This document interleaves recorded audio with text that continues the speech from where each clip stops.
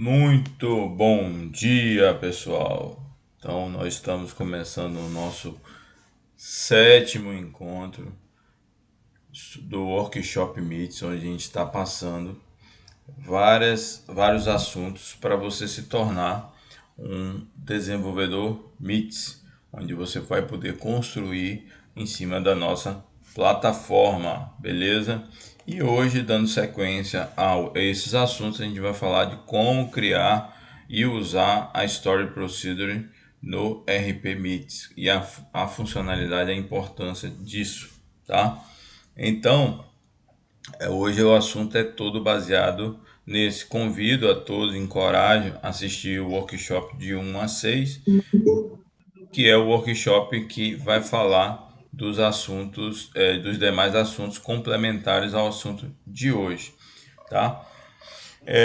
Esse é o sumário. Esse material vai ser disponibilizado para vocês, tá? Então, você que se cadastrou, você que está participando aqui dessa live, você vai receber o vídeo que a gente está sendo gravado, que a gente está gravando agora. Inclusive, eu peço desculpa porque nosso áudio não está sendo nossa imagem não está sendo disponibilizada porque a gente está usando um aplicativo de gravação de tela e esse aplicativo também tá fazendo a filmagem. Então, no vídeo vocês vão conseguir ter acesso ao nosso treinamento e o vídeo, né, onde eu estou ministrando aqui com a minha imagem, tá? Bom, então hoje o resumo da aula de hoje é o curso de hoje, criação de SP, parâmetro input e output, try-catch dentro de SP, por incrível que pareça, muitos esquecem, mas existem, a transação, cursor, criptografando SP para outra pessoa não conseguir mexer, chamar outra SP de um SP para deixar um cascateamento de, às vezes, de informações, de ações, né? Mas muito organizado. E o segredo de alta performance de aplicação, que é o item mais importante, que é o item 15, eu vou contar para vocês o que o RP usa, o RP Meets usa bastante para ele ser tão ágil, para ele estar com a sua aplicação aí em nuvem e conseguir ter uma resposta rápida ali em alguns milésimos de segundo quando você faz uma ação. Tá? Então a gente vai contar o segredo do que a gente está fazendo. Então hoje nosso foco é todo voltado para SP, obviamente atendendo às necessidades do RP, né? Então o RP da MIT você consegue construir em cima, né? Você consegue desenvolver telas, desenvolver relatórios, né? E fazer consumo de storage procedure. Então todas essas ações são interessantíssimas para você conseguir desenvolver dentro da nossa plataforma. Que isso a grande importância, o grande lance, né, desses workshops é você estar preparado, porque a comunidade MITS cresce muito, a comunidade MITS é muito demandada, tem muitos clientes que têm a necessidade de desenvolver particularidades, então você não vai precisar, a MITS não precisa estar executando essas particularidades, a MITS é focada em desenvolver a plataforma. Então existem pessoas que são homologadas para conseguir construir novos braços, né, dentro dessa plataforma, e esse é o propósito desse workshop. Bom, então só para lembrar quem é o foco hoje. Por que a gente está aqui desde o início do ano construindo vários assuntos, desenvolvendo esses treinamentos, né? É para você que quer, seja da área seja um colaborador direto da MITS ou um indireto. O que seria um indireto? Um TI dentro de um cliente nosso, né? Pode ser um foco. Às vezes o cliente mesmo, eu tenho um cliente que esses dias me mandou um dashboard BI, né? Que é um dos assuntos que a gente vai fazer lá na frente, como montar BIs dentro do RP com o nosso software nativo, né? A gente tem o Power BI, que é muita coisa desenvolvida nele, mas a gente também tem o nosso BI, né? Que é o Dashboard BI, onde você também, de forma muito visual, arrastando, consegue construir. Então o cliente também consegue desenvolver diretamente. E o cliente não tinha nem TI. Então, eu fiquei muito feliz com o que eu vi, né? Então, para esse cliente também, esse workshop. E também a comunidade, né? Então, a comunidade na área de tecnologia, porque a gente está trazendo conceitos que não são necessariamente do RPMI, são igual hoje. A gente está falando de Story Procedure. Story Procedure todo banco de dados tem a Story Procedure. O que a gente vai focar hoje é no SQL Server, mas são conceitos aqui que servem para qualquer estudante da área de tecnologia. Vejam aqui que é sempre focado em pessoas envolvidas ou na MITS ou na área de tecnologia, porque a base ali é lógica de programação. Tendo lógica de programação, você consegue ali estar desenvolvendo qualquer coisa dentro do nosso RP, tá? É um pouquinho de mim, a gente está aí vendo que tem bastante gente nova, né? O meu nome é Rodrigo Maxwell, por isso que eu não me apresentei no início, tem o momento, né? Eu sou formado em ciência da computação, tenho MBA em gerenciamento de projetos, né? Eu construí minha área de tecnologia, conheci tecnologia muito assim novo, né, para a época, né, com 13 anos a gente já futucava no Mir, que não está nem no currículo aqui, que era o antigo chat, né, na época, né, a gente está falando de 94, 95, 96 mais ou menos, né, me apaixonei por tecnologia, fiz ciência da computação, logo no início trabalhei na Skin, que é uma grande empresa, né, de cervejaria, uma empresa muito forte na questão estratégica. E não adianta você ter estratégia se você não envolve tecnologia, tá? Então não existe você ser o campeão de mercado. Eu estou na Skin na época em que ela lançou uma slogan chamado experimenta, experimenta, experimenta, que foi uma puta sacada do marketing, mas quem estruturou, quem fez atender os bares e os consumidores foi o sistema que estava por trás, porque tinha que melhorar a produção, tinha que conseguir fazer uma logística legal no Brasil, porque de um dia para o outro vendia antes era 10 mil caixas, foi para 1 milhão de caixas. Então, se você não tem tecnologia por trás, não acontece. Então, eu tive a felicidade de trabalhar nessa época, né? Então, tive muito ganho de conhecimento na parte estratégica da coisa, porque software desenvolvimento é o de menos, tá, pessoal? A gente tem que desenvolver um monte de linguagem, nada disso. Você tem que entender o cliente, conseguir entregar o que ele quer.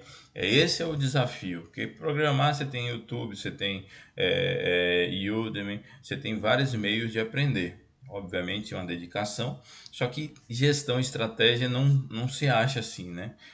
Tão fácil, é viver, né? Vivenciar, é troca, né? Então é importante, né, ter esse lado também. Foi o que eu tive lá na Skin, consegui me construir como profissional. E aí foi quando, há 15 anos atrás, né, a gente saiu da Skin e nós montamos a MITS, e onde a gente está com várias soluções focadas em RP e CRM. E esse ano a gente tomou uma decisão em cima de um projeto de montar uma filial aqui nos Estados Unidos, onde eu estou, na nossa primeira live direto da Flórida. Aqui é 1 hora menos, né? Então, hoje eu madruguei, literalmente, né? Onde a gente está tocando projetos aqui para o governo americano, onde a gente almeja que grandes possibilidades vão acontecer, né? Então, um pouquinho de mim também. Tenho 5 filhos, três vieram comigo, né? Três caras, e um indireto, né? Onde os 3 outros, né? Que eu mesmo indireto considero filho, aí tá lá no Brasil. Não, 2 estão em Portugal e um tá no Brasil. Então a gente tem uma trupe grande aí, então tem que trabalhar muito. Na verdade eu não trabalho, tá, gente? Eu me divirto, porque para mim estar numa live falando de tecnologia, falando de Story Procedure, falando de desenvolver em cima da plataforma do RP Meet, para mim não é nenhum tipo de esforço, é muito tranquilo ficar o dia todo desenvolvendo, que é o que eu gosto. Para mim é muito natural, né? Então eu sugiro que vocês façam isso, trabalhem no que gostam, que as coisas fluem mais, você fica mais vidrado ali. O tempo, 1 hora leva 1 segundo, então flui, né? Você não tem a sensação que houve uma energia gasta o dia todo trabalhando em cima de alguma coisa que você não gosta, né? Quando não gosta, acontece isso. Bom, então vamos deixar de churumela, vamos falar do nosso curso aqui. A gente já falou, eu vou falar rapidamente, porque se você reparar, tá? Tem um tempinho que a gente fez a última live. A última live foi no 17 de junho. Essa live foi muito bacana de forma, onde você consegue construir. E a gente está aí mais de um mês nessa sétima live, né? Isso aí é anterior. Foi no dia 17 de junho e hoje nós estamos em 29 de julho, né, tem toda essa programação. Então esse período mesmo foi o período onde a gente fez a transição do Brasil para os Estados Unidos. Então a gente já programou desde o início do ano. Então planejem sua vida, planejem suas ações para entregar na data estimada. Não seria muito frustrante para vocês se eu te falasse, ó, pessoal, dia 29 de julho eu não vou poder porque eu não consegui terminar em função da viagem. Não, eu já deixei um tempo maior porque eu sabia que ia ter uma necessidade de organização aqui nessa mudança, tá? Então a gente está desde o dia 11 do 3 fazendo todas essas lives aqui, ó, foram gravadas, estão no YouTube, estão no meu LinkedIn. Então acessem lá, só procurar no LinkedIn Rodrigo Maxwell, vocês vão achar tudo lá disposto, disponível, público, né? Então fiquem à vontade, é fundamental ter esse tipo de conhecimento, né? Montar um SQL com Join, criar um relatório simples, entender as tabelas do RP, fundamental para vocês conhecerem aí a estruturação de como que é pensado, como criar um relatório dentro de um relatório que é um subreport muito comum hoje, fazer ações no banco, né? Insert, update, delete, criar uma fórmula que é você personalizar um preço, você personalizar uma entrada, você criar, Rodrigo, eu tenho um determinado custo, mas eu inventei um custo diferente, então eu tenho 10 tipos de custo. Um custo que é quando o fornecedor mandar de um jeito, do outro. Então eu tenho uma fórmula que eu criei, eu sou um empresário que eu montei uma lógica que dá muito certo. E aí, para você não ficar preso e escravo do sistema, a gente desenvolveu o conceito de fórmula onde você personaliza o teu cálculo que você deseja. Você já tem um cálculo de imposto, né? Você consegue ali fazer dentro da fórmula, independente da MITS. Você não precisa, MITS, me desenvolve aí alguma coisa. Né? Primeiro que para MITS não é estratégia desenvolver algo exclusivo para você, né? Às vezes é necessário, mas não é estratégico, tá? Então, por conta disso, a gente a gente está aqui fazendo esse workshop, dando conhecimento para você poder construir o que você imaginar sem depender do time de desenvolvimento da MITS. Esse é o grande lance, tá? Esse é a liberdade. Eu digo assim que a MITS dá liberdade. Né? Se as empresas brasileiras entenderem a importância de ter um software que dá liberdade, elas estariam muito à frente, tá? Porque você tem uma ferramenta, modesta parte, igual o sistema da MITS, você estar à frente do teu mercado, porque você vai poder não ter criar a sua imaginação, ter um time interno, ter um cliente que tem 25 pessoas dentro da área de TI, né? Então imagine você ter 25 funcionários dentro de uma ferramenta que te propõe você criar novas coisas, né? Então esse é o ganho, é isso que é o bacana de ter uma solução MITS dentro da tua estrutura, né? Então isso a gente mostrou também na fórmula MITS, onde você consegue construir e personalizar essas suas visões estratégicas, beleza? E hoje a gente vai falar de Storage Procedure. É uma base para o próximo treinamento. O próximo treinamento é 12/8, que é ponto de entrada. Então, ponto de entrada é o quê? Você precisa, alguma ação no sistema, você precisa personalizar.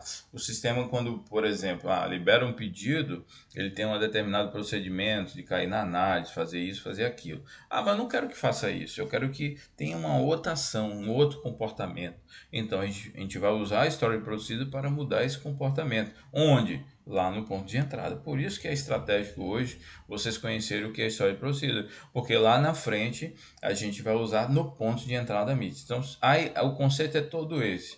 Por exemplo, para eu te ensinar a montar relatório, eu tenho que ensinar antes a fazer query, que é uma coisa padrão, né? Então, criar relatório já é uma coisa da MITS, mas o criar query já é uma coisa padrão, né? Então, é muito importante. Então, primeiro a gente mostra o conceito para depois usá-lo dentro do RP da MITS, tá? Então, hoje vai ser 100% conceito. A gente vai falar de SP, de Story Procedure, tá?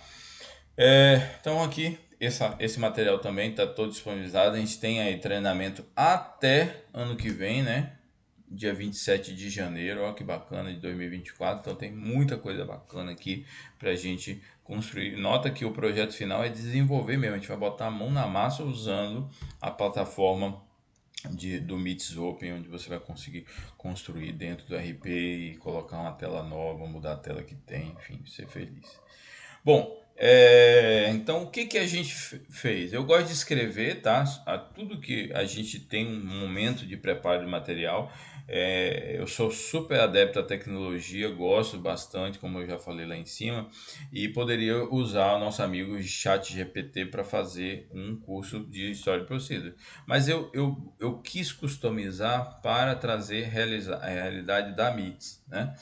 Então, junto com o assunto. Então, foi todo construindo com muita dedicação, né? Foram horas ali. Eu falo aqui para o pessoal que está comigo aqui no escritório, mas assim, cara, a energia que eu gasto para construir o material de apoio é maior do que às vezes a própria live, né? Mas isso é legal, é um ganho, né? Eu sei que eu estou ajudando pessoas para melhorar a sua vida, seu profissionalismo, né? Então é isso que me faz ficar ali horas e horas, às vezes dias, construindo esse material para vocês. Então isso foi todo construído especialmente.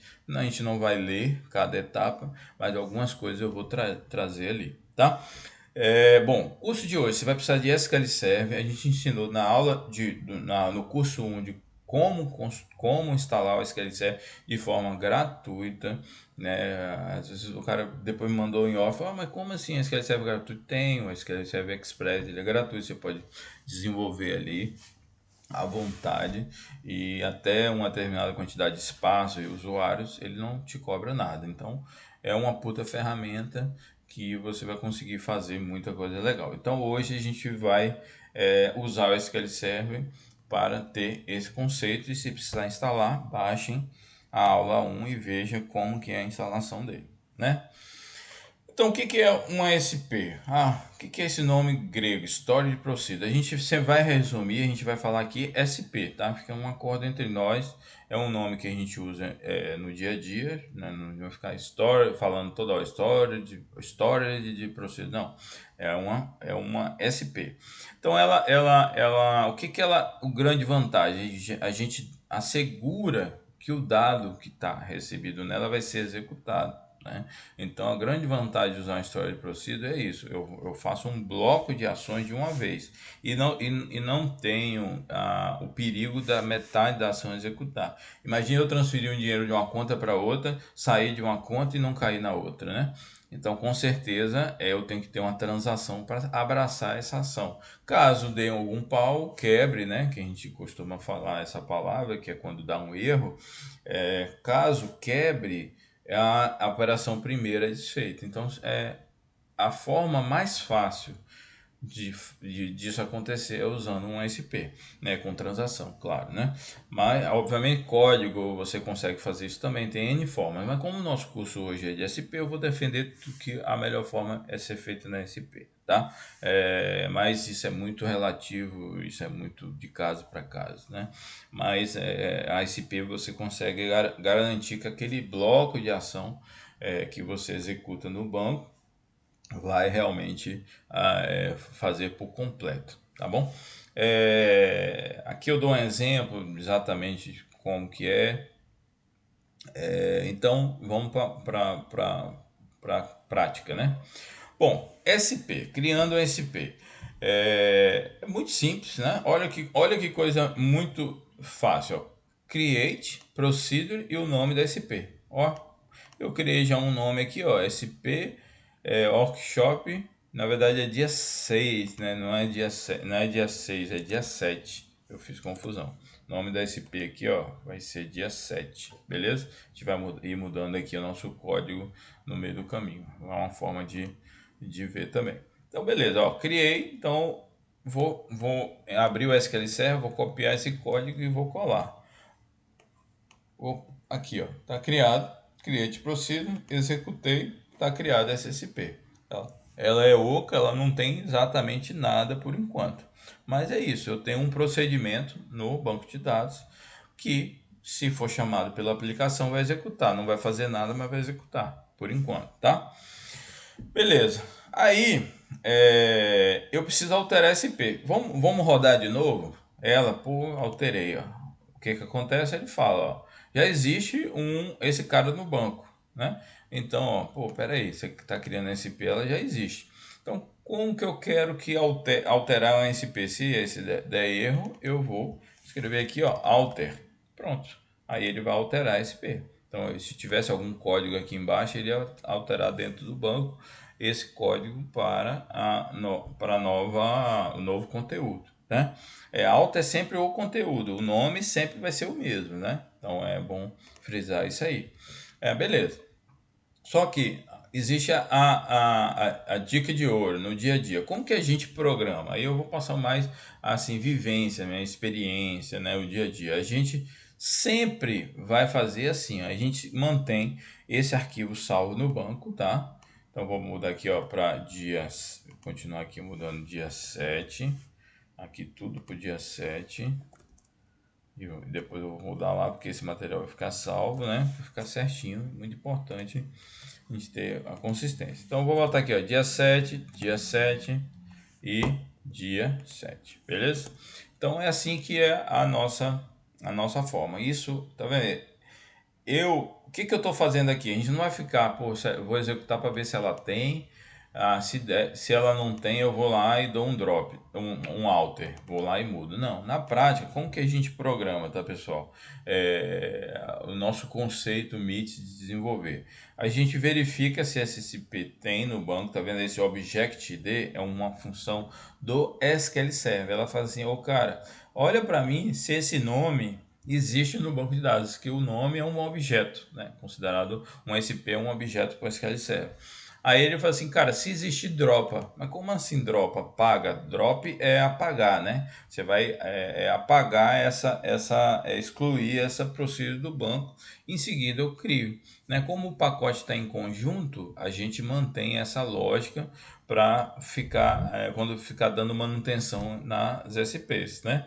Então não vou ficar toda hora, se existe, eu altero, se não existe, eu crio. Não, eu deixo prontinho essa estrutura, pronto, que se ele existir vai dropar e em seguida não tem, ele cria. Então você não precisa ficar se preocupando. Então toda a nossa SP, aqui ó, vou mudar o nome aqui, por exemplo, ó, vou botar lá na área de trabalho.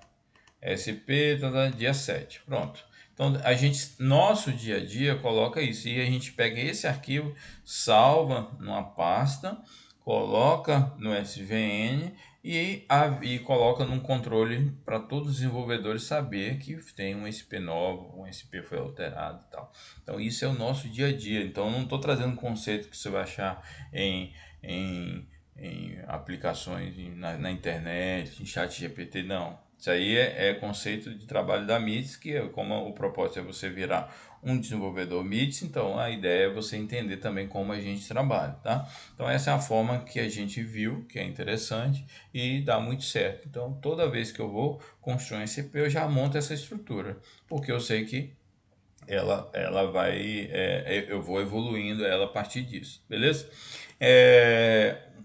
Então, eu já falei do Object-D, então tudo que eu falei está escrito lá tá escrito aqui, né, nesse documento, então vamos seguir.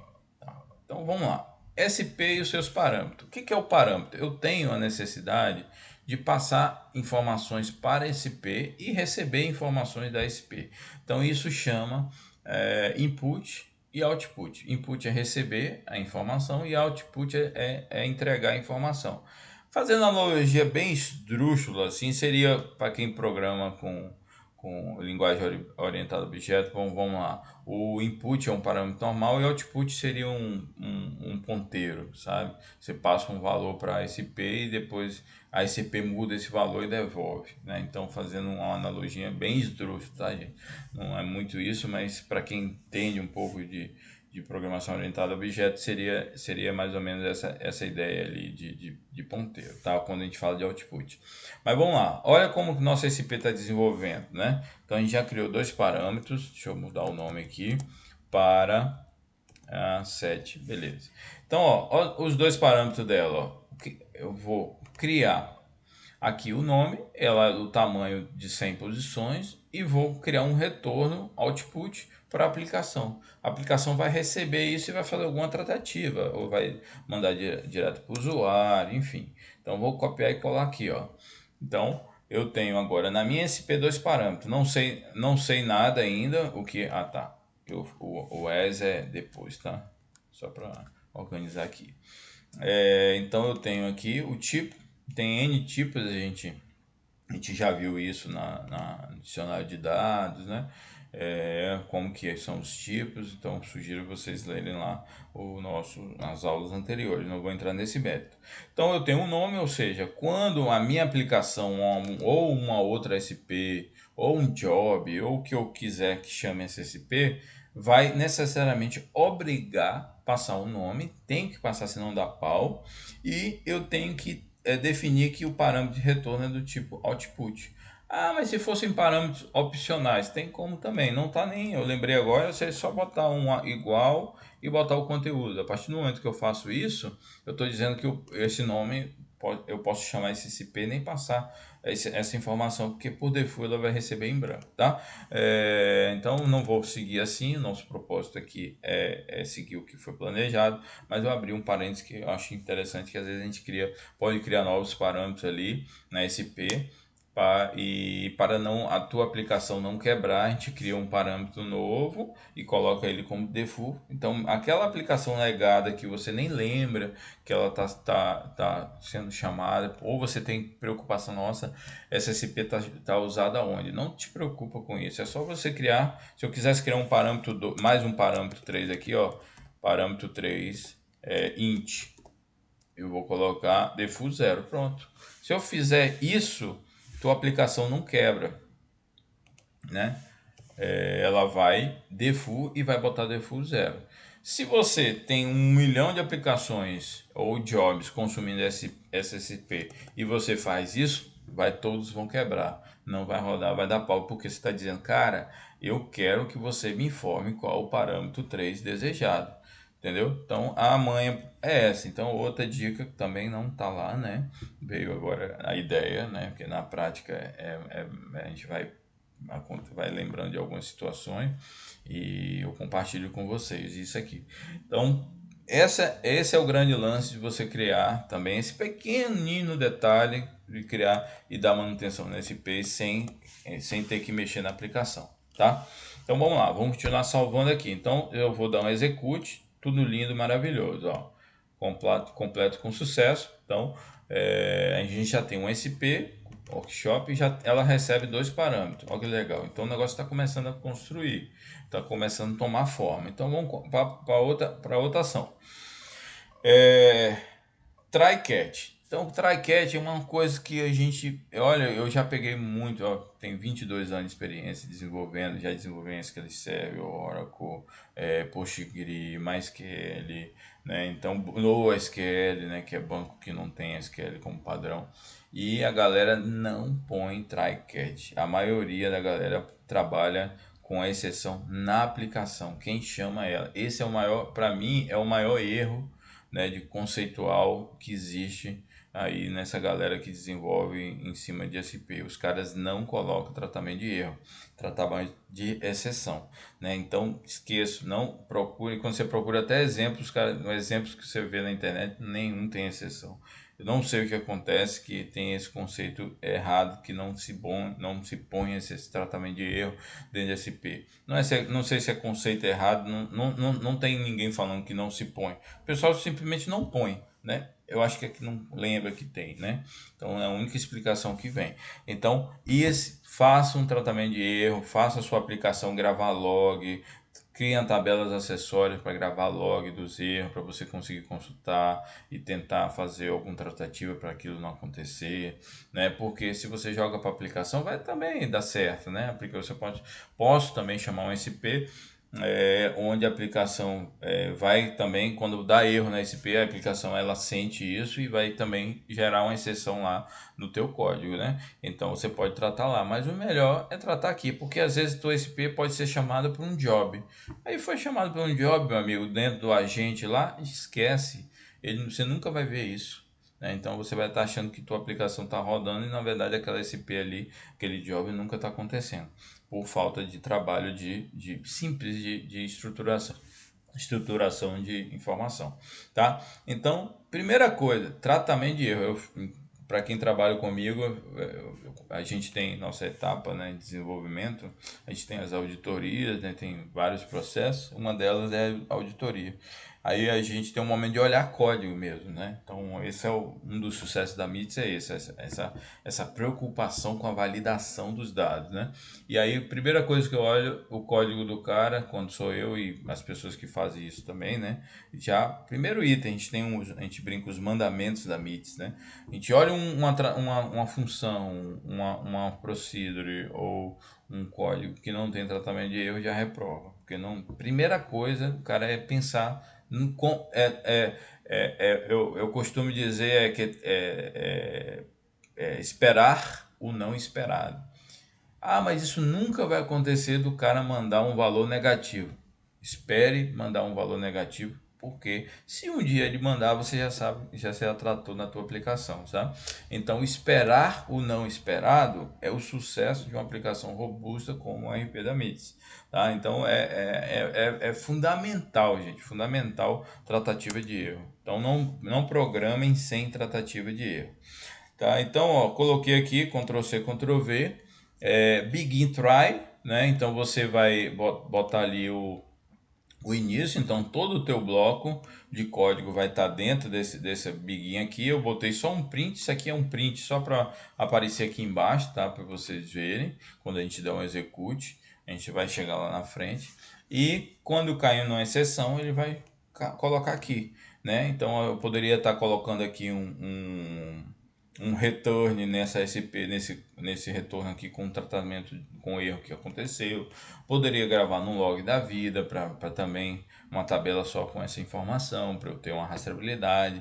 Então, enfim, o que for fazer na exceção que acontecer é a tua necessidade, a tua demanda com o teu cliente, você vai registrar aqui. Por isso que eu não botei nada fixo, mas a gente vai ter uma sugestão ali embaixo. Mas de qualquer forma, o que vale aqui não esqueçam de botar tratamento de erro. Pensem já programando. Você viu que criei, isso é como acontece no dia a dia. Eu criei SP, automaticamente já coloquei ali o tratamento de erro. Por quê?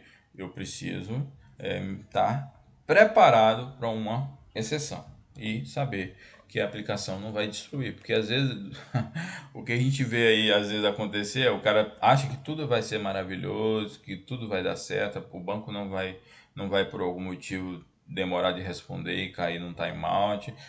Trabalha de uma forma muito, o mundo é perfeito, tudo é lindo, maravilhoso, e não é, né? E aí o que acontece? Ele não prepara, aí a aplicação chama SP, aí parte do princípio, chama SP, deu tudo certo, beleza, deu tudo certo, mas quebrou dentro. A gente tem SP aí, eu tenho um SP com 30 mil linhas, como que não tem como que isso vai dar certo sempre? Obviamente, hoje, né, na estabilidade que está, sim. Mas se o cara deu uma manutenção errada, ferrou. Então vai cair na exceção. Aí tua aplicação chama esse cara com a pretensão que tudo vai dar certo, tudo vai funcionar, que tudo tá lindo e maravilhoso. Aí a exceção chama a tua aplicação chama SP e depois vai fazer um outro procedimento. Mas o outro procedimento demanda daquela informação que a SP deveria executar. O que acontece é a reação em lote, começa a quebrar tudo, a tela, né, dá um monte de erro. Então é isso que acontece no dia a dia quando você não espera o esperado, não tem tratamento de erro para conseguir realmente validar as próximas etapas, tá? Então, beleza, tá lindo, tá maravilhoso. Estamos com o Begin Try and Try, estamos com a exceção aqui, se cair, vai vir aqui para baixo, beleza? Então, nós estamos com tudo pronto. Outra questão que eu tenho que me preocupar é com transação. O que é a transação? Ah, existe também aquele. Existe uma lenda, né? E muitos defendem isso. Ah, toda SP tem uma transação implícita. Eu falei assim, cara, onde que inventaram isso? Porque muita gente defende que eu faço um SP, eu dou insert no lugar, eu dou update outro, se cair der pau e não acontecer os dois, vamos supor, eu tenho um insert, update e insert. Eu dei um insert, deu certo, deu um update, deu certo, mas quando eu fui fazer o terceiro, a ação, que é o insert, deu pau. O que acontece? Desfaz tudo. Não existe isso, tá, gente? Se você não faz a transação, né? Então, muita gente tem essa visão que SP tem uma transação implícita, mas cai por terra, não existe. Você precisa realmente declarar a transação, você precisa se preocupar. O que é a transação? Transação, vamos falar no conceito, tá escrito, tá, mas não tô lendo. É basicamente o seguinte, eu tô dizendo, o banco, tô começando a fazer um procedimento aqui, tá? Se alguma coisa acontecer, banco, não aceita nada do que eu comecei a fazer. Ou seja, fazendo aquele exemplo lá, update, eu dei um insert, dei um update, no terceiro ação, que é um insert, deu pau. Se esses caras estão dentro de uma transação, o banco automaticamente desfaz. Não é que ele desfaz, ela só vai acontecer quando usar a última. É melhor pensar assim, tá? Ela vai desfazer aquele procedimento. Então você precisa declarar a transação, ou seja, lembra que eu falei do código da tua SPT try catch? Não existe um SP também sem transação. Você precisa já pensar na transação.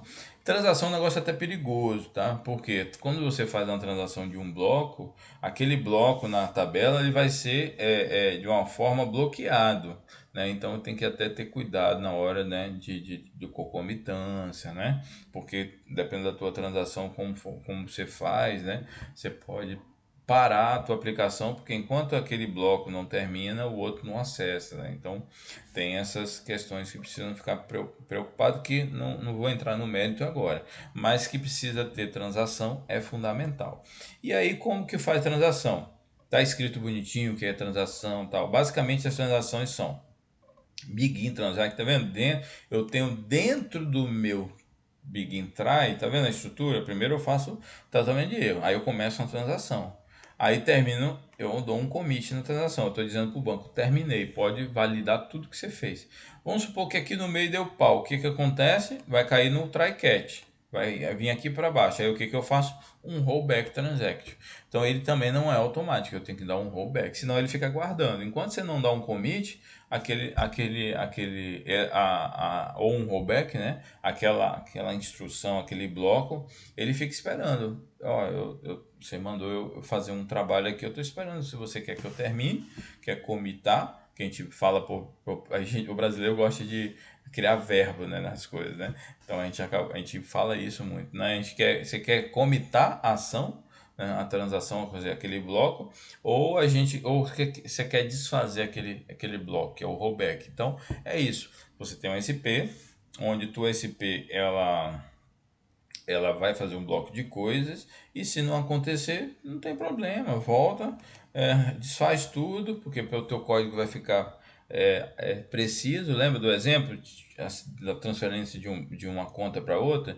Tirei R$ 10 de uma conta, por algum motivo, quando eu fui inserir R$ 10 na outra, deu algum problema, aí caiu na exceção. Desfaz, porque a primeira saída não vai acontecer. Quem nunca fez uma transferência de uma conta para outra que depois não aconteceu, né? Então a ação. Então não, obviamente não é SP aquilo ali, porque é bancos diferentes, né? Mas estou trazendo um exemplo aqui para vocês entenderem. Então não adianta eu transferir de um banco de uma conta para outra e não acontecer, né? Então eu teria um problema sério ali na minha consistência, nos meus dados. Por isso que a integridade de dados do RPMIT é muito fidedigna. A gente usa, tem muito esse conceito de se preocupar em desfazer um bloco caso não aconteça, né? Então, é o grande lance de uma aplicação que a gente considera comum e uma aplicação robusta. É esses gaps, esses detalhes aí que a gente se preocupa para fazer. Deixa eu voltar aqui, ó. Acabei esquecendo de mudar o nome. Como esse é o material oficial, vou mandar para vocês. A pessoa pegar ela com conciso, né? Que eu não, em cima está escrito dia 6 aqui, dia 7 não vai ficar legal, né? Deixa eu mudar aqui tudo para o dia 7, que é o nome que a gente está usando. Beleza. Então é isso aí. Então nós temos a transação, vamos colocar todo esse pacote aqui dentro, né? Então o nosso SP está saindo. Você vê que eu não construí nada ainda de programação. Eu só estou com a estrutura da SP, porque eu preciso começar assim. Comecem sempre com a estrutura. Não deixem para fazer isso depois, porque você se perde. Não, o Begin Transact é antes ou depois, é embaixo, é em cima. Então você se perde. Então estrutura SP e começa a criar a tua lógica depois de estar estruturado. Sugiro ainda mais. Pega esse padrão aqui, salva numa pastinha, porque você não precisa ter isso de cabeça, né? Fala assim, meu Deus, eu preciso saber o que é o Object-D, que depois vai dar um drop, depois vai dar um create, embaixo eu vou dar um begin try, depois begin transact na ordem. Não, será que é begin transaction antes, né? Esquece de lembrar disso, não tem necessidade. Grava essa estrutura numa pastinha como um modelo e toda vez que você precisar, você vai lá, resgata o modelo e usa, tá? Então, isso não vai te fazer um desenvolvedor menos sênior ou mais sênior por isso, não, né? É produtividade, é agilidade, né? Então, inclusive você pode até no teu código, né, criar, né, templates, padrões, quando você dá um determinado comando, você já traz ali pronto. A gente faz muito isso no dia a dia para ser mais produtivo, tá? Bom, então nós estamos aqui com a SP, nós estamos com ela com um tratamento de erro, com o início da transação, finalizando a transação, e se quebrar alguma coisa, volta tudo volta, e avisa para a aplicação que de alguma forma deu algum problema com retorno ou enfim, fazendo alguma informação para quem chamou. Então, estamos com tratamento de erro, ok, estamos com transação, ok, agora vamos começar a codificar. Eu pensei, tá, gente, uma ideia aqui de codificação, só para a gente trazer conceitos. Não faz muito, às vezes não vai fazer muito sentido. Por que eu vou receber um nome para rodar no cursor? Não tem até 1000 coisas, melhores formas de fazer do que eu estou fazendo aqui, no sentido de validar um nome e tal. Eu vou explicar o que tem um conceito, né? Então não se apeguem à regra de negócio. Eu estou trazendo apenas o conceito do cursor, o conceito do tratamento de erro, da transação, mas a sua imaginação que vai fazer toda a diferença ali, né? A tua necessidade, digamos assim. Deixa eu mudar aqui para dia 7. Então, o que é o cursor? Cursor é uma parada também muito usada, perigosa, né? Porque ela faz um loop em um determinado registro para uma determinada ação. Então, não é legal, não é bacana você ficar fazendo loop a qualquer momento, a qualquer meio, né? Esses dias eu peguei o cara fazendo um loop de uma tabela para inserir na outra. Eu falei, mas gente, para que é isso aqui, né? Lembra que a gente falou que tem os nossos modelos de validação? Para que você vai inserir lia de uma tabela e inserir na outra? Não, é porque são vários insert, vários registros. Não, mas aí para isso a gente aprendeu lá na aula, qual foi a aula? Deixa eu abrir um parênteses aqui na aula, tô na página 11, né? A gente aprendeu na aula aqui, ó, do dia 27 de maio, né? Ou seja, a quinta aula, né? quinto curso, que existe um insert to select, né? Então é muito mais produtivo fazer um insert. Eu tenho duas tabelas que eu quero botar em registro, eu faço o insert, coloco os campos e embaixo eu dou select e ele vai ter esse comportamento. Não preciso fazer um cursor para isso, tá? Então o cursor é em momentos onde você quer pegar os dados e fazer alguma conta, né? Sempre pensar em pequenos dados. Quando é muito dado, tem outra alternativa que não vai ser cursor, né? Então eu vou ensinar a fazer cursor, mas tomem cuidado ao usar cursor, porque não pode ser que a tua aplicação fique lenta, né? Porque o cursor ele está percorrendo registro por registro, obviamente muito mais rápido do que fazer isso no código, porque no código você, né, tem ainda o momento ali de trafegar dados, né, na rede, literalmente, fazendo a SP, isso diminui, mas não é aconselhado ficar usando a torta direita. Tem que ter uma gestão e saber o que está fazendo, tá? Então, beleza. O que é o cursor? O cursor é um loop dentro de um registro.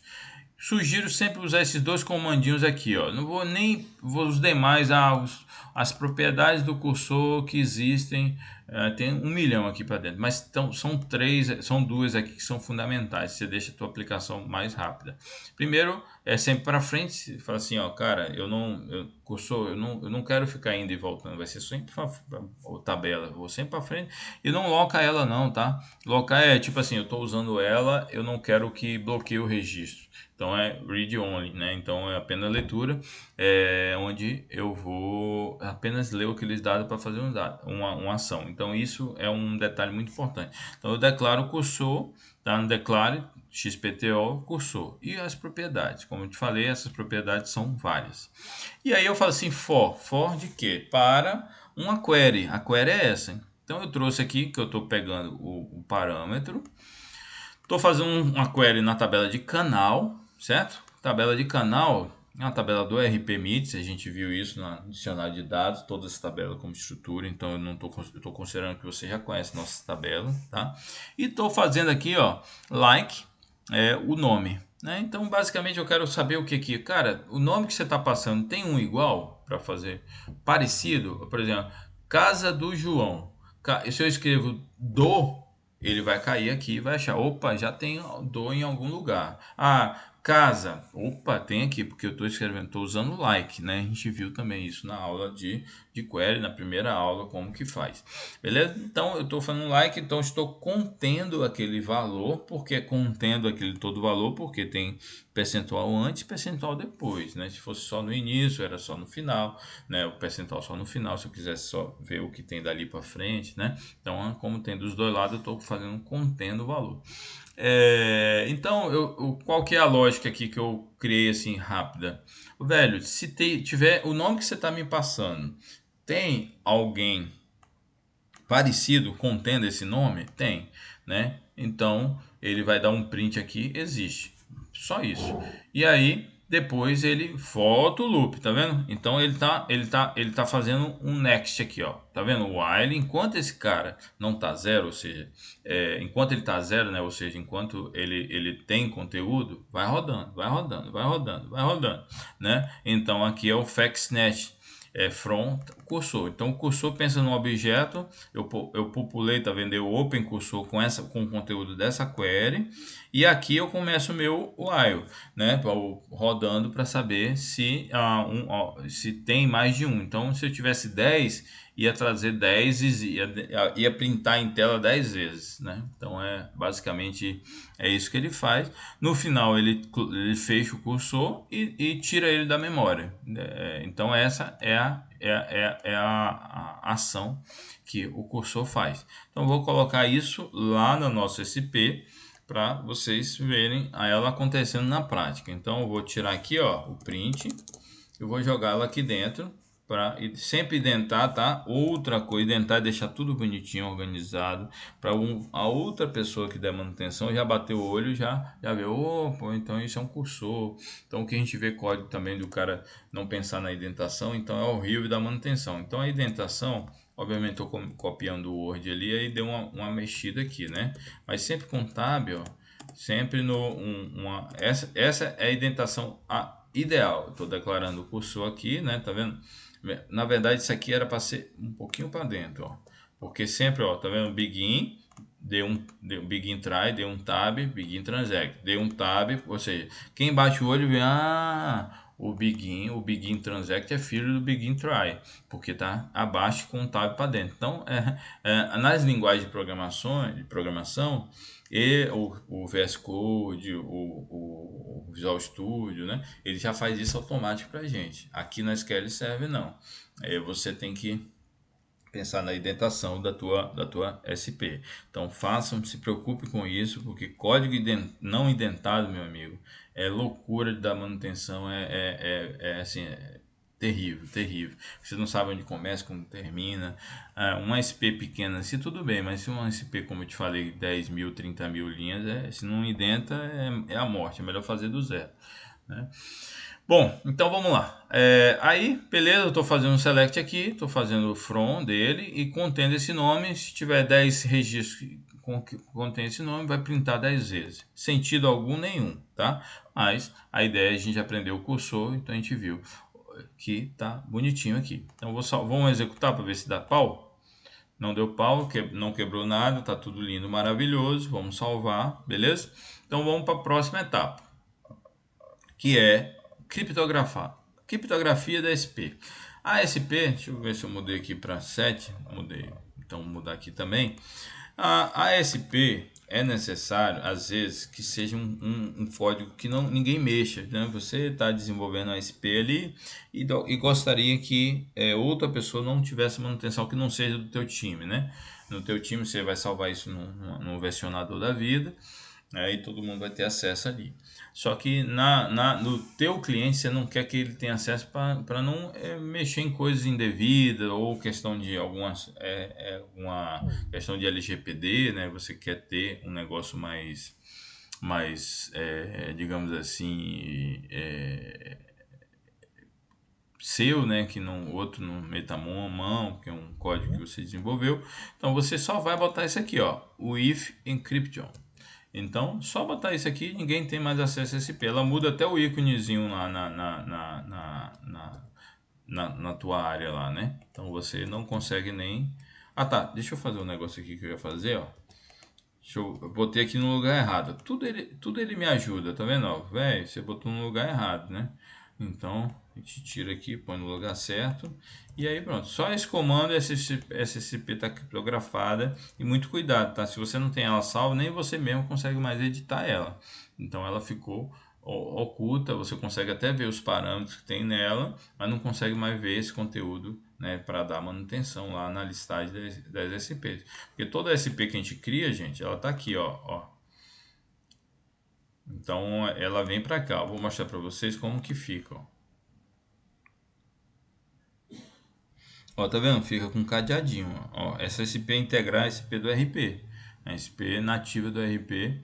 E ela é criptografada, porque essa SP é o coração das notas, né? LGPD, eu não posso deixar aberto para outra pessoa mexer e fazer alguma coisa que gere algum problema fiscal para o cliente, né? Então, algumas SPs ela tem um cadeadinho. A nossa, ela qual é o nome dela? SP alguma coisa. Ah, tá. Nota também sempre ter SP no nome, tá? Então eu acabei não falando isso no início. É importantíssimo tua SP ter alguma coisa que caracterize ela como SP. Quem bate o olho sabe que ela é um SP. Nunca fazer um SP sem conter uma característica de SP, porque às vezes não sabe se é um SP, se é uma tabela, né? Então sempre coloquem ali SP na frente, que facilita também a nossa manutenção.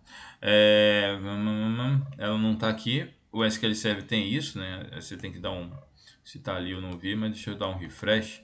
Que aí se você acaba de criar um SP e não dá um refresh, ela não atualiza aqui não. Mas deixa eu ver se é isso. Lá no SP underline workshop. Aqui, ó. Ela aqui, tá com um cadeadinho. E eu só consigo ver os parâmetros dela. Eu quero editar. Não vai, ó. Tá até desabilitado. A de cima, que pode, ó. O botão direito. Aí ele já vai deixar, né? Deixa eu ver aqui. Então essa é a diferença de uma... Aí, ó. Aqui. Deixa eu... Na verdade, botão direito. Modify, tá vendo? Habilitou. o de cá fica desabilitado, você não consegue, né? Então essa é a diferença. Ah, Rodrigo, eu preciso editar, fiz caquinha, deixei salvo, não salvei, botei criptografia e perdi. Calma, não tem programa que, se você tiver usuário SA, consegue mesmo criptografado pegar, né?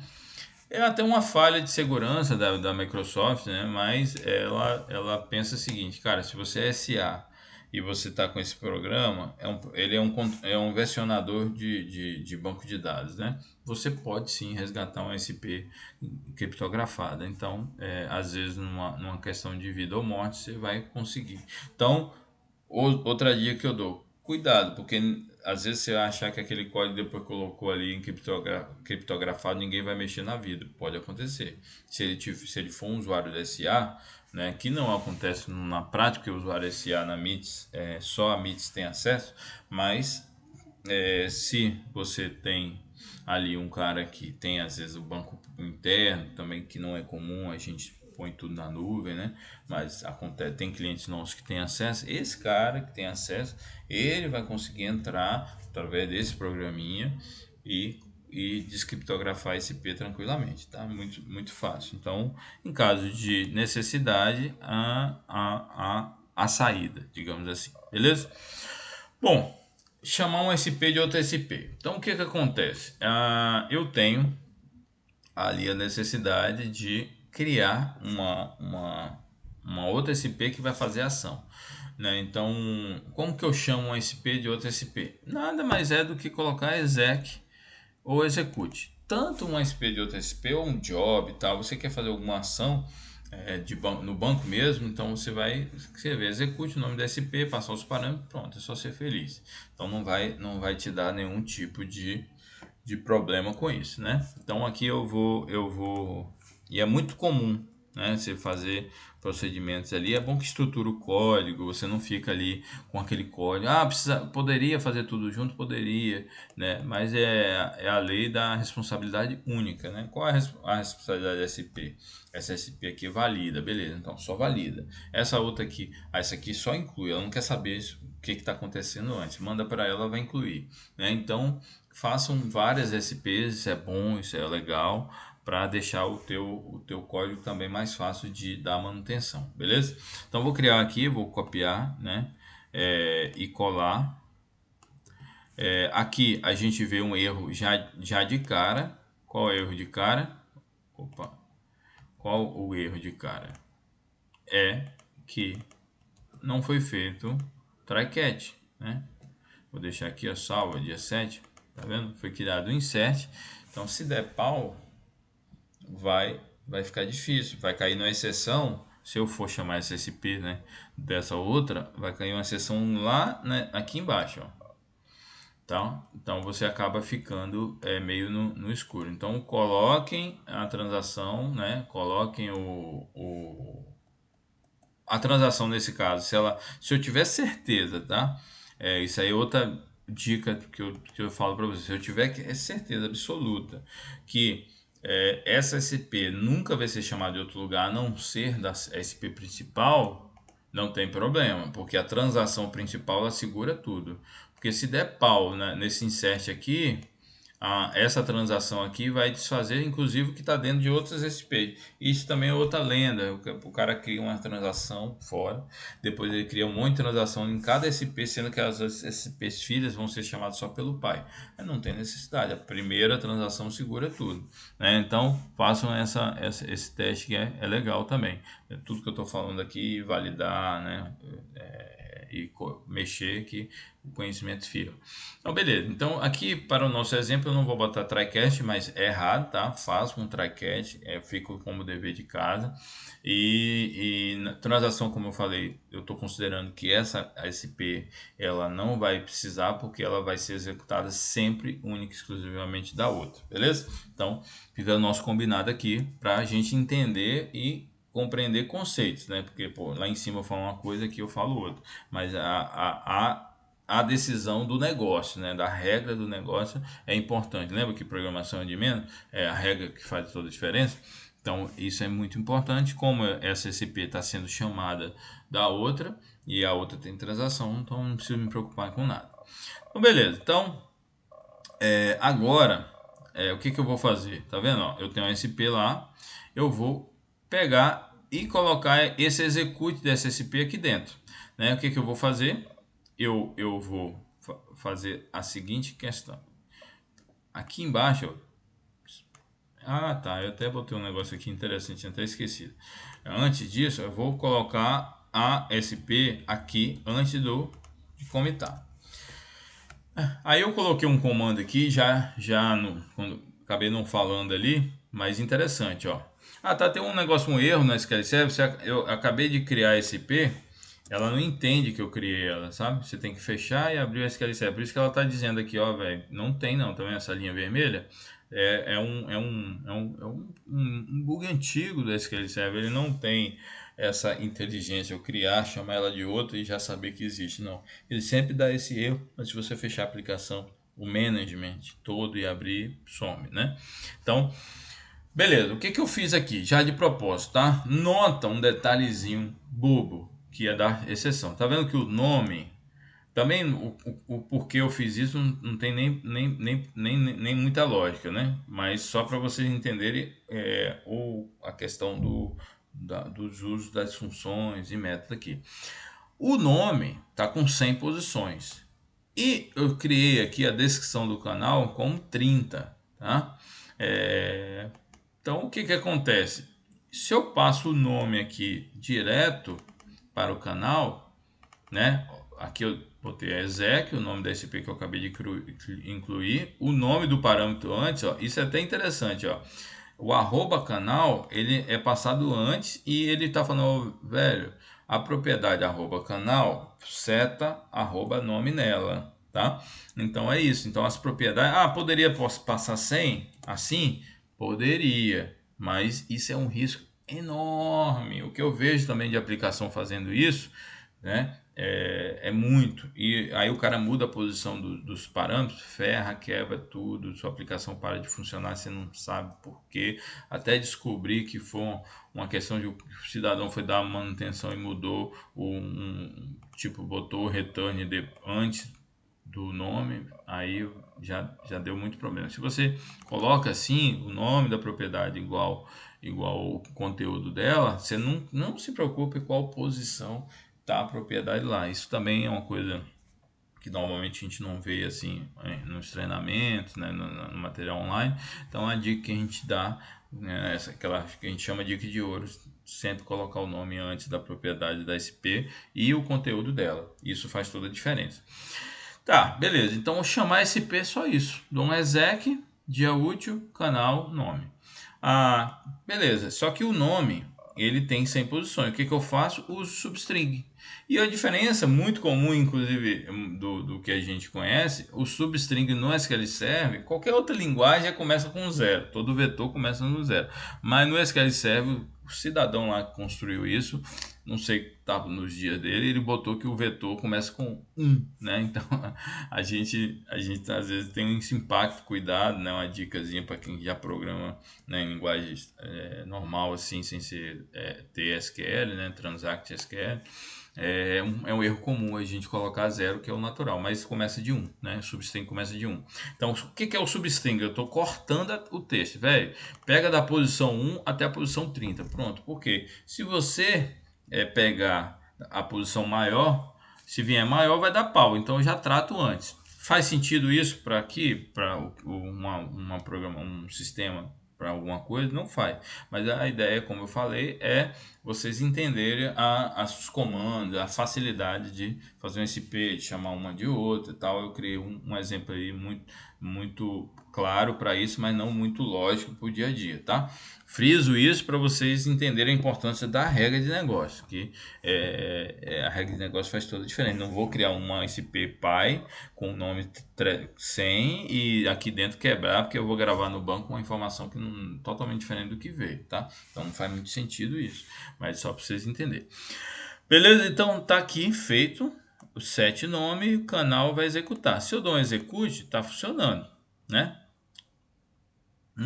Deixa eu ver, inclui dia 7, na verdade, deixa eu executar ela aqui. Ela, tá vendo? Ela tá, na verdade, eu não tinha executado mesmo, né? Não, mas mesmo assim ela tá vermelhinha, tá vendo? Ó, ela tá dizendo, ó, cara, não existe o objeto dia 7, né? Então agora ele não vai mais aparecer essa mensagem, tá vendo? Porque ele me avisa, ele não dá uma exceção, né? Mas ele me avisa que quando eu executar esse SP, pela aplicação, vai dar pau. Eu vou ter um problema, né? Então isso é um detalhezinho assim, é muito interessante. Beleza, agora eu tô com a minha SP criada, tô chamando de outra, tá tudo lindo, tudo maravilhoso, funcionando, e tal. Só que faz algum sentido, ó, tô fazendo um cursor para não fazer nada e no final eu seto o conteúdo. Beleza? O que que eu vou fazer? Aqui tá escrito, ó. Eu vou verificar, criei uma regra onde eu vou fazer isso aqui, ó, pra vocês verem a importância de pegar esse conceito. Vou tirar o print que não serve para mim e vou fazer a seguinte lógica, ó, velho, se eu fiz o loop, pelo menos em um, eu achei, tá? O cara me passou o canal XPTO, né? Como exemplo que eu dei, casa do João, escreveu casa. Aí ele vai cair no loop aqui, viu? Quando ele escreveu casa lá, ele viu que casa já tem. Então ele vai cair aqui no while porque entrou na condição. Aí eu vou simplesmente setar registro com o nome próximo, já existe. Aí estou passando o próprio ID, porque eu posso, inclusive posso colocar N aqui, tá? O que são separado por vírgula? Porque cada variável dessa responsável por um campo aqui de cima do select, né? Então, se eu tivesse 4 campos, eu teria 4 select em cima e embaixo, tá? Não esqueçam que o cursor é o next inicial, né? Para tipo assim dar ir para o primeiro registro e o que vai fazer o loop é o de baixo. Então, muito já aconteceu de esquecer o next de baixo, ele não vai dar pau não, tá? Ele só vai ficar no loop infinito, nunca vai chegar no final. Então, esse FXNext vai te ajudar a ele ir registro por registro, beleza? Então, vamos lá. Então, fiz aqui o canal ID, tô no loop, tô fazendo aqui o procedimento, beleza? E ele achou um registro, casa do João, escrevi casa, achou. Então, ele vai setar aqui, vai comitar a ação e vai dar um return. O que é isso? Return. Sai fora, meu amigo. Acabou, não vai mais para frente. Ou seja, ele não vai chegar aqui embaixo. Por isso que eu tenho que dar comitar minha transação aqui embaixo, aqui em cima. Porque se eu simplesmente eu setar o retorno e setar aqui a palavra o output, né, que é o que está retornando aqui, porque a aplicação vai receber esse texto lá. Existe, registro com o nome pro já existe de tal. Ele vai receber isso. Porém, o que acontece? Ele vai ficar sem a transação, ele vai ficar com a transação aberta e vai poder ter problema, porque eu vou ficar com uma demanda que está sem fim. Isso pode acontecer da tua aplicação ficar num aguardo infinito, né? E você ter que ir lá dar um commit na mão, né? É interessante também, tá, pessoal? Não falei, colocar nome, né? Então eu posso botar também aqui nome. Se eu boto o nome na transação, qual que é a grande vantagem? Eu digo para ela, quando eu olhar os logs do SQL, eu sei qual transação tá alocando, tá? Não mostrei isso, não tá no documento, também acabei lembrando agora, mas é também uma parada comum de fazer, colocar o nome, begin transaction e o nome, commit transaction e o nome, porque aí eu tô dando nome aos bois, né? Como digamos assim, e consigo ter rastreabilidade caso por algum erro de código do ASP, fiquem ali aberto na transação infinitamente, eu consigo ver de onde veio essa transação, porque no log do SQL Server mostra, tá? Beleza, então, fundamental, setor, tem um return, trabalho com transação, sempre tem que vir o commit antes para evitar ficar ali aberto a vida toda. E aí eu garanto, né, que daqui para frente não vai mais acontecer nenhum tipo de ação daqui para. Então, basicamente aqui fazendo uma linha, ele sai do loop e volta para cá, o retorno e vai embora. Não, nada daqui para baixo acontece, beleza? Então, isso é uma coisa que é interessante vocês saberem, né, e se preocupar com isso, né, porque também é uma demanda que às vezes já vi muito código que o cara não usa return, né, um SPS robusto e tal, ele cria uma variável para declarar que seta um valor, aí lá embaixo você faz um if desse valor, se esse valor for zero, ele abraça tudo, se for um, ele deixa seguir, né? Aí aqui embaixo ele seta para zero, aqui em cima, né, quer dizer, ele seta para zero e acaba ficando ali o processo meio sem sentido, sabe? Por que o cara já não deu return e foi embora, né? Porque às vezes ele não sabe que o return tem essa função. Existe a diferença de return para break, tá? Break eu pararia dentro do while e iria seguir embaixo. O return não, ele para tudo mesmo, ele volta de onde, né? É como se tivesse finalizado aqui. Como não? Ele finaliza aqui a SP e não executa mais nada. Beleza, então essa é a ação. Então vou dar um execute aqui para ver se tudo deu certo, tá funcionando, maravilha, tô feliz, né? Então tá, nosso SP tá dando forma, né? Então vamos para outra etapa aqui. Então deixa eu ver se está tudo passado, tudo certinho, maravilha. E aí agora vem o último assunto, que é um assunto legal, que é o segredo da performance, de alta performance da aplicação. O RP usa isso na prática e faz toda a diferença quando você quer ter uma aplicação que te devolva resposta rápida e com consistência, né? Então o que a gente faz? A gente cria o tipo, um tipo type. Eu tenho 10 registros, preciso manipular esses registros de uma vez e já fazer uma ação na base, né? Então o que eu faço? Eu crio um objeto, é um pouco trabalhoso, tá? Mas é o que faz toda a diferença.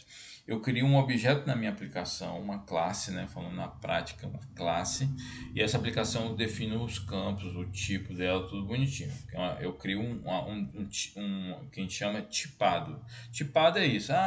Existe um monte de conceito. O que essa variável é tipada, não tipada? Isso, nossa, o pessoal faz uma confusão danada. Basicamente isso. Tipado é algo que eu determino os tipos que tem nela, já pré-existentes, né? Eu vou ter o ID, eu vou ter o nome, eu vou ter um campo valor. Então eu estou dizendo que aquela classe tem um tipo.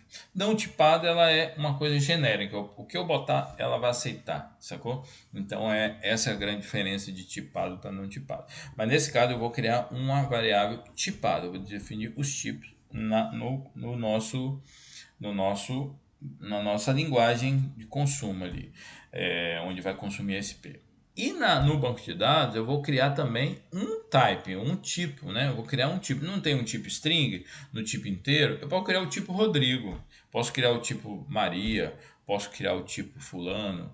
E eu criei aqui um tipo chamado workshop dia 7, né? Deixa eu mudar aqui para o dia 7. Para a gente usar. E aí eu vou mostrar para vocês como que é a dinâmica da coisa, tá? Beleza, criei um tipo aqui, né? Eu vou copiar, vou abrir outra aba. O que é um tipo? É algo que eu vou esperar nesse formato. Então, como que é a estrutura? Basicamente, vou mostrar primeiro como que funciona. O tipo, o type do workshop dia 7, onde o nome dele vai ser type, né? Se for null, né?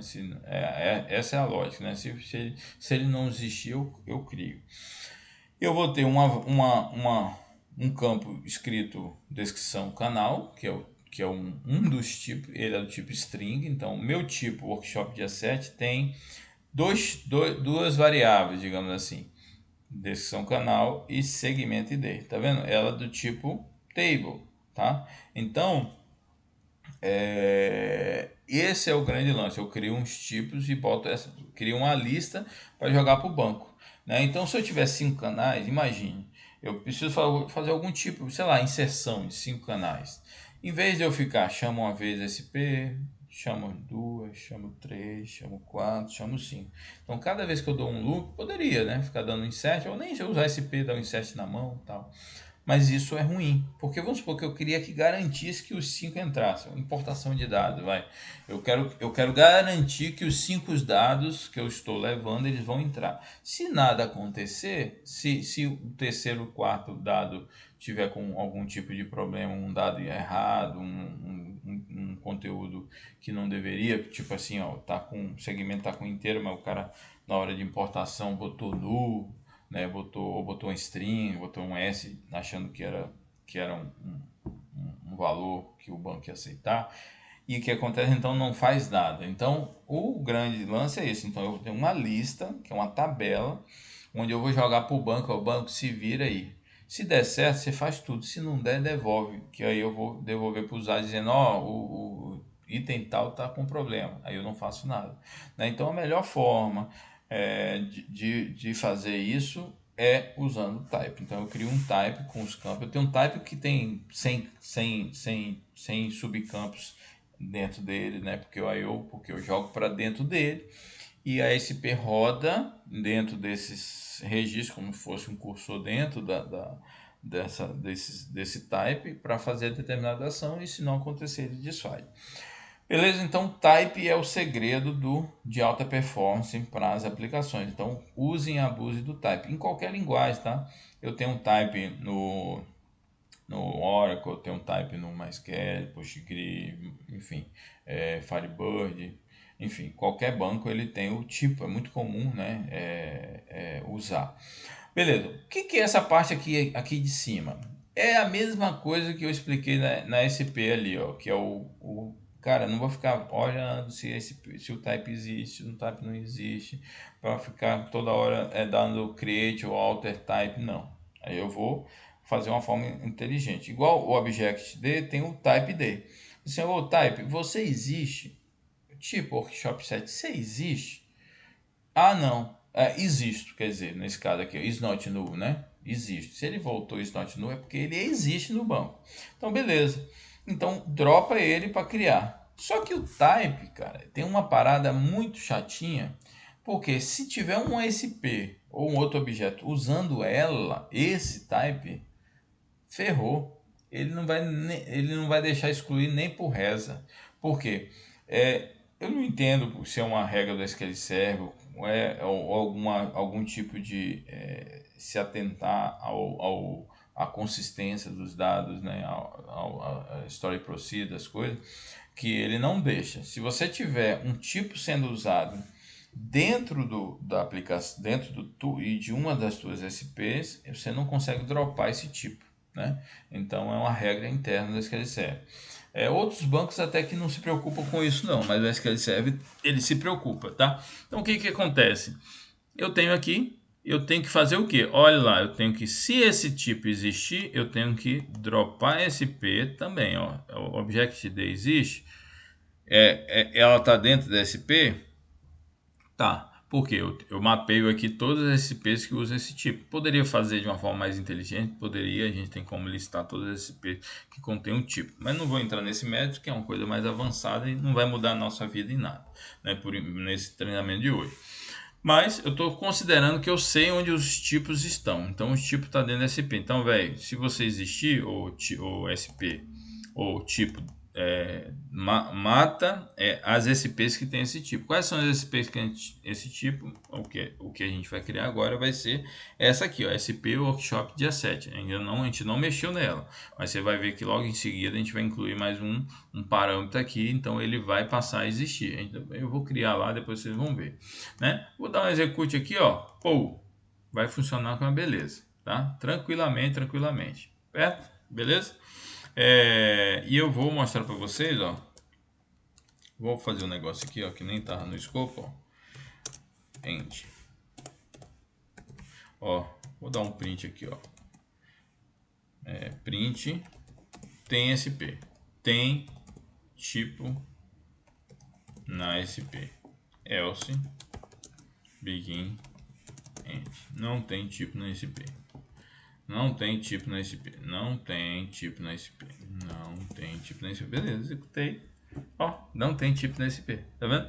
Então ele já me traz aqui a mensagem que não tem. Ou seja, caiu no else. Porque esse tipo esse tipo ainda não existe dentro da SP, beleza? Então, a gente vai partir para isso, né? Vamos lá.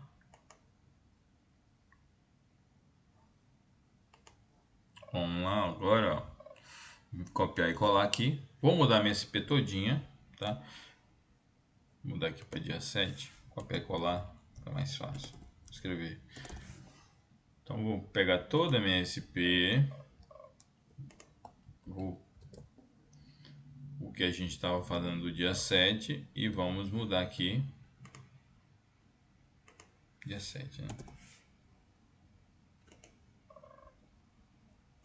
Tá. E vou jogar aqui. Tá. Beleza? Vou explicar o que cada mudança que eu fiz, tá? Antes, se você reparar, tinha um nome aqui, vocês devem ter lembrado, né? Agora eu matei o nome, mudei, criei o tipo aqui, ó, lista de canal. Em vez de eu pegar um canal, eu tô pegando uma lista, beleza? E aí, ó o tipo dela aqui, ó, Type Workshop dia 7. Por que ele tá reclamando? Porque eu acabei de criar, o SQL Server tem esse bug de, enquanto você não feche e abre o management, ele entende que aquele tipo, aquele dado, aquela SP, aquela coisa que você acabou de criar não existe, beleza? Então esse é o grande problema. Para você ter certeza se é um problema, você tem duas formas. Ou você dá um execute para ver o que acontece, aí se realmente não existir, ele vai gritar aqui embaixo, ou você aperta um Vzinho também, que ele também valida antes de executar, beleza? Então show de bola. Então a gente garante que ele está mentindo, porque ele executou o que queria aqui. Beleza, então eu criei um nome qualquer aqui, ó, lista canal, um nome qualquer, mas está vendo, ó, retorno é do tipo nvarchar, lista canal é do meu tipo workshop dia 7 que está criado aqui, beleza? Vamos executar o workshop dia 7, vamos ver o que acontece, ó, execute, tem tipo na SP, sacou? Olha que interessante, ele viu que essa SP ela estava sendo usada por esse tipo estava sendo usado dentro da SP e dropou, sabe? Ele dropou SP. Então a gente, quando faz isso, a gente tem a preocupação de ir lá rodar SP de novo. Quando na nossa aplicação, quando ele detecta que o tipo mudou, ele dropa SP, a própria aplicação já sabe que tem que criar automaticamente SP de novo, né? Então tem uma lógica aí por trás na aplicação. Só que aqui a gente está falando na mão, não precisa ter essa preocupação se executar de novo que ela vai criar, beleza? Então vamos lá. Então, feito isso, eu vou lá e tem o Begin Try, o Begin Transact, né? Tudo bonitinho. E aí eu vou declarar aqui, ó, segmento ID, canal, descrição canal. Por que isso, gente? Porque meu tipo é um tipo que eu criei o workshop dia 7, é do tipo table, e ela tem dois campos. E normalmente, por questão de convenção, o nome, a gente declara a variável aqui igual a variáveis que estão dentro do type criado, né? Para ter uma facilidade de gestão ali nos campos, né? Para ficar fácil de olhar. Beleza, aqui ó, tô com select, canal, segmento, canal, descrição. From ao tipo aqui em cima, canal. Então, e eu dou um alias para ele. Ah, Rodrigo, o que é alias? A gente viu isso na aula 1, como que dar nome às tabelas do nome que eu quero. Então, e necessariamente, quando eu estou criando um type, eu estou dando select no type. Vamos supor que eu botei 10 canais para dentro. Fiz na minha aplicação um objeto, uma lista, tá? Não esqueçam disso, né? Porque é uma coisa, é um vetor, né? É um N dados dentro, e estou mandando para o banco. É uma struct, né, que a gente chama. Mando para o banco. Mandei para o banco agora está dando um cursor na tabela do canal? Não, ele tá dando um cursor, ele está fazendo um cursor no tipo que eu criei, né? Porque esse tipo já está com o objeto lá com todos os registros, esses 10 registros que eu falei. E aí eu estou dando um select nesse tipo, só que o SQL Server ele obriga, eu não posso fazer isso. Eu tenho que dar todo type no select, eu tenho que ter um alias, senão ele não entende, sacou? Então eu preciso botar o nome, né? Uma regra do SQL Server também, isso é especificamente do SQL Server. Eu não consigo trabalhar sem em tipos, dando select em tipos, sem dar nome. entendeu?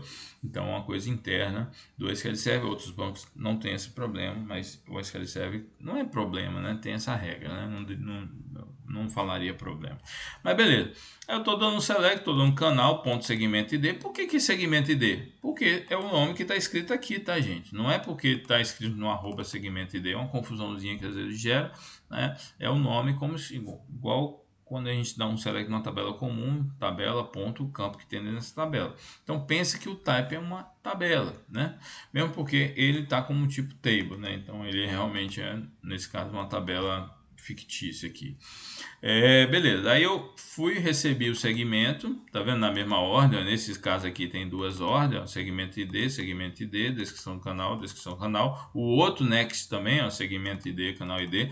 É um erro muito comum a gente lembrar de colocar na ordem bonitinho embaixo, em cima, embaixo não.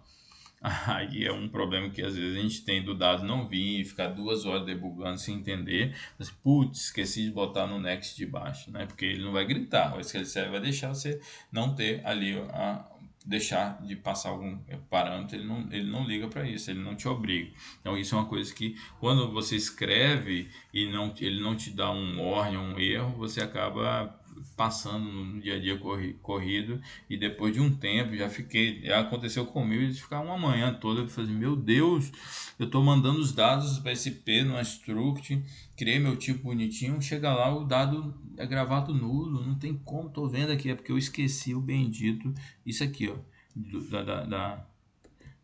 ups, esqueci de botar embaixo um dos itens, só isso. Aí, quando eu fui, obviamente não tinha só dois, tá? Tinha uns 500. Aí eu comi mosca. Falei, meu Deus do céu. Aí, então, rola, né? Nas melhores famílias. Então, é isso. Então, eu estou fazendo um cursor. A regra de negócio aqui eu não estou nem me preocupando, tá? Mas basicamente eu peguei uma lista de canais que foi enviada pela aplicação. Estou fazendo um insert do canal com segmento ID, que é o campo na tabela, com o que está vindo dessa lista aqui e sendo feliz. Mais nada. Então não estou fazendo validação nenhuma, estou considerando que não estou olhando se esse canal existe no banco, nada disso. A regra é simples, é pegar e jogar para a tabela.